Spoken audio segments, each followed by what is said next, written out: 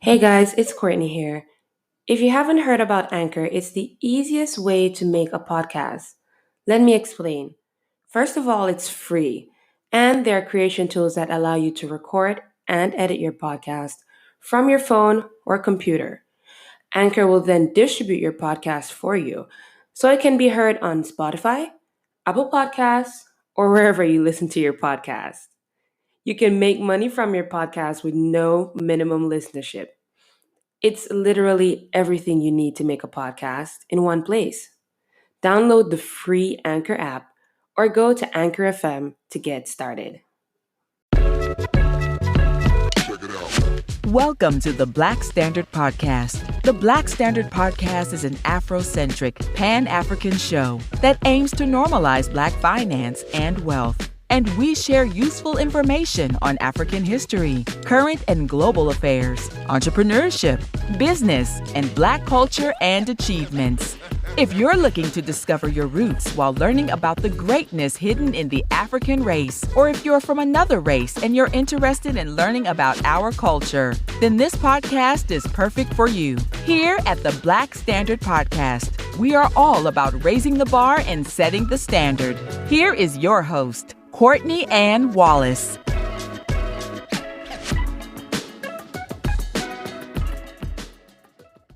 Hi everyone, welcome back to episode 22 of the Black Standard Podcast.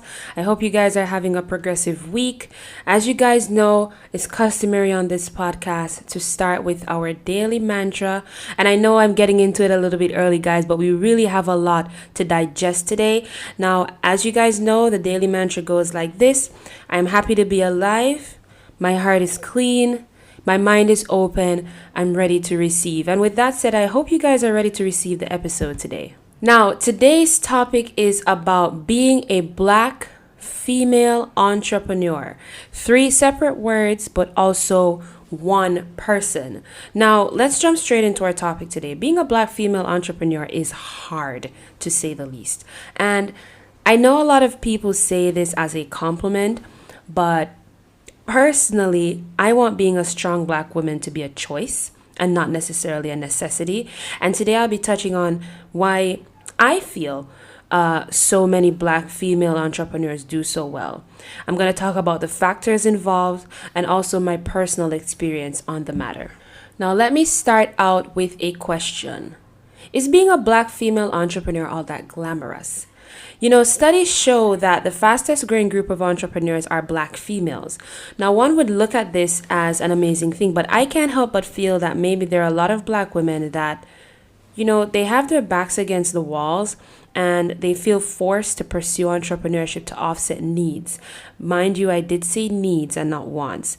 And maybe, just maybe, that's why we're seeing such a high influx. Granted, some of us genuinely have a calling to be an entrepreneur full time. I am aware of that fact. But nowadays, I really feel like everyone has a little side hustle right now. And I don't think that is a coincidence. Now, the usual struggles that come with entrepreneurship are, number 1, funding, gaining respect. That's number 2, acquiring investors. That's number 3, managing your time. And let's throw in the whole concept development in the first place. That itself is a journey that is far from easy. Now, as a female, I wanted to open up about these struggles since a lot of young women watch my channels, they follow my different platforms, and as a female, in my opinion, it takes a lot more effort to even acquire a fraction of the success that our male counterparts achieve. And if you're a man watching this, I want you to comment below with your thoughts on the matter. It is an open conversation. I'm just giving my opinion today. Now, I'm not necessarily saying that successful female entrepreneurs don't exist. I'm not saying that.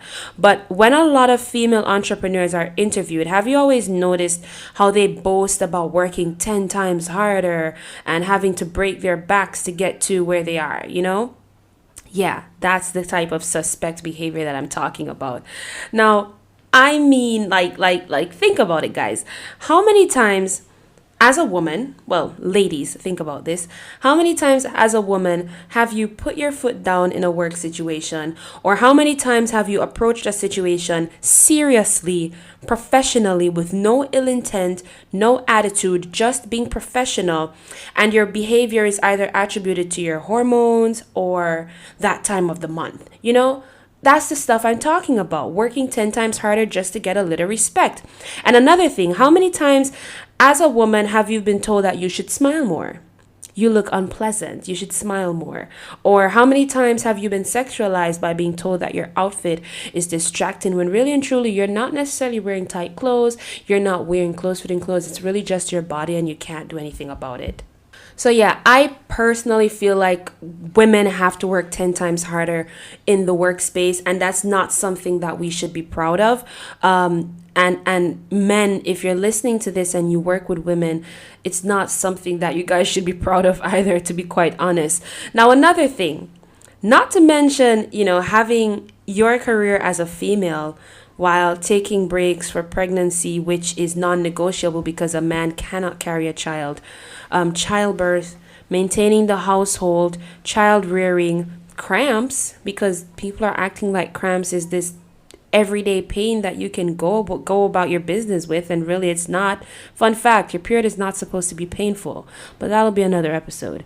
But yeah, pregnancy, childbirth, maintaining the household, child rearing, cramps, and being a good wife. Doing all of that while supporting your husband's career in any way you can. Because let's face it, you're going to be in a relationship and you want to be supportive to your partner. Even where showing up to work is concerned. For me personally, when I prepare for a YouTube video, I've got to think about makeup, appropriate outfits, good lighting. Whereas a guy can just throw on a gray t-shirt and brush his hair, and... Oh God, the last time I threw on a summer dress, and granted guys, I am in Jamaica. Jamaica is a very, very hot place. The last time I threw on a summer dress, a hat, didn't have any makeup on. I went to do a house tour. Mind you guys, I was in the video for probably 5 minutes out of the entire footage, and it was mostly the house. The only time you saw me was when I was passing by a mirror with my camera. You could see me holding the camera, but that was just it. Someone commented that I looked like I was going to a corner shop. Another dude, well, two dudes actually commented and said that my dress was inappropriate. And, me being the clapback queen and all, because you guys act like entrepreneurs don't have feelings, I said to him, if I was a guy, I don't think you'd be concerned at all about what I was wearing. Whether I was in shorts, a marina, a t-shirt, you personally wouldn't care. Focus on the house, bro. But yeah, like that's some of the stuff that female entrepreneurs go through and that women go through. And if you notice, I'm saying female entrepreneurs because it's really right across the board. It doesn't matter your skin color. Now, what I've said so far is just about being a female entrepreneur. Let's talk about being a Black female entrepreneur. Now, this topic is not new on this channel. We've spoken about this several times, but imagine people choosing not to work with you because of your skin color. So you're already an entrepreneur. You're trying to gain respect. Your business is pretty new. You're trying to get investors. Okay, did that. People don't respect you because you have boobs. They're too busy flirting with you, being distracted by your outfit. Okay, that's done. Okay, now I gotta face the fact that not everybody wants to associate themselves with Black people, which really isn't my problem, and you need to seek therapy.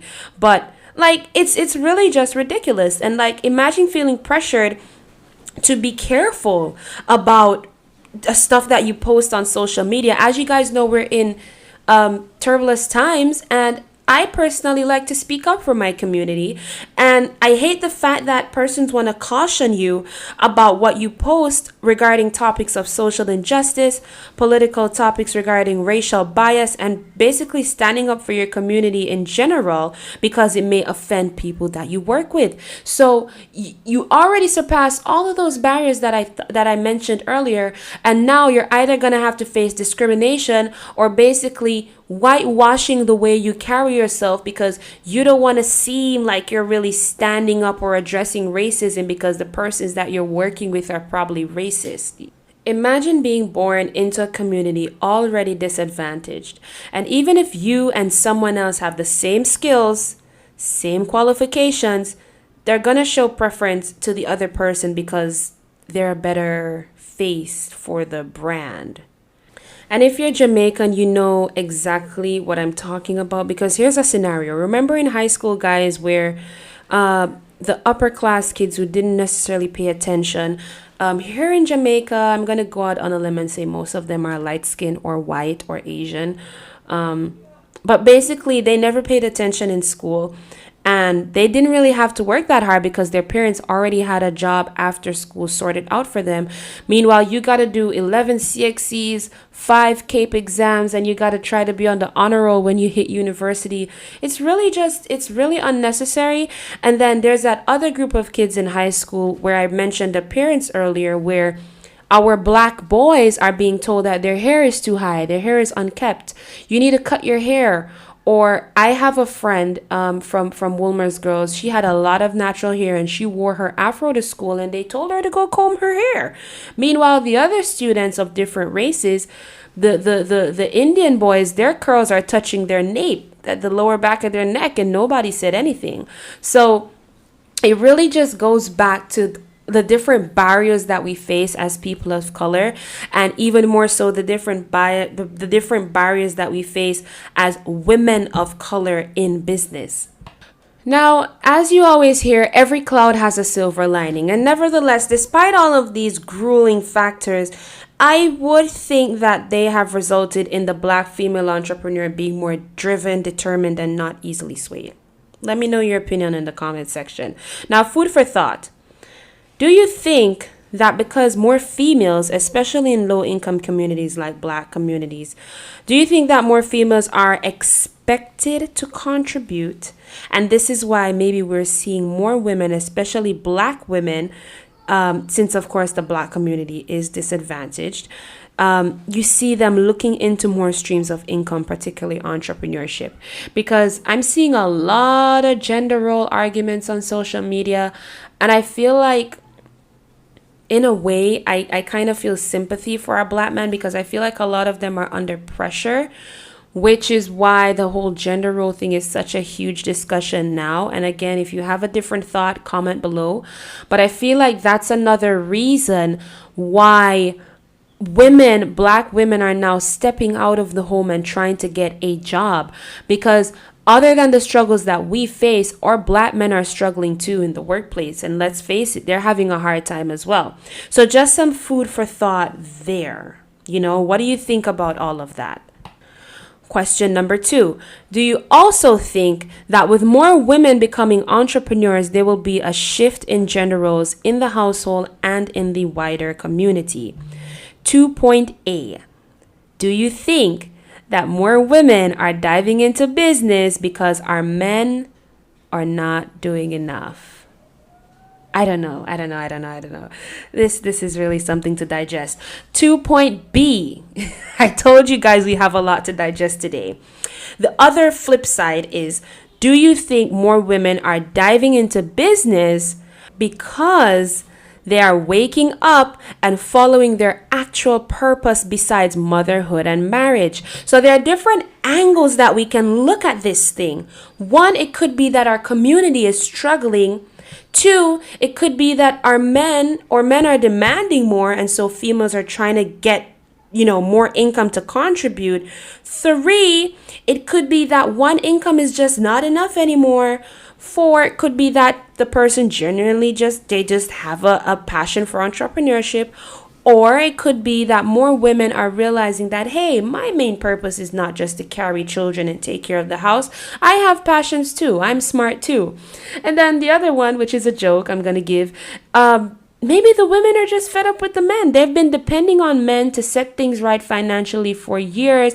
And I've always heard that women are better with money. So maybe the females are just tired of it and they're getting off of their butts and they're going to just start working on their own, having businesses, starting YouTube channels, being that girl. Anyways, guys, this is where I leave you. We're at the end of the podcast. I know I've given you a lot of perspective today, a lot of information. And if it is that you want to contribute to this discussion, I have no problem doing a part 2. Comment below what are your thoughts on the matter. You can catch up with us on YouTube at the Black Standard Podcast. And of course, I will see you guys next week.